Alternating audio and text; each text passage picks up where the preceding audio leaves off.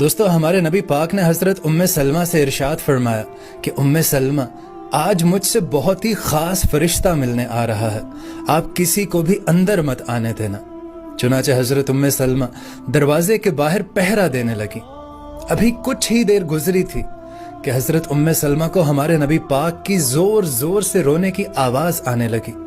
آپ بے قرار ہو گئی، آپ سے رہا نہیں گیا۔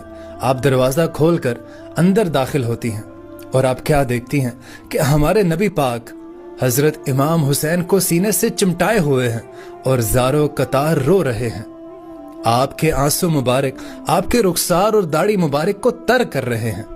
حضرت ام سلمہ نے گھبراہٹ کے عالم میں پوچھا کہ یا رسول اللہ، میرے ماں باپ آپ پر قربان جائیں، آپ اس طرح سے کیوں رو رہے ہیں؟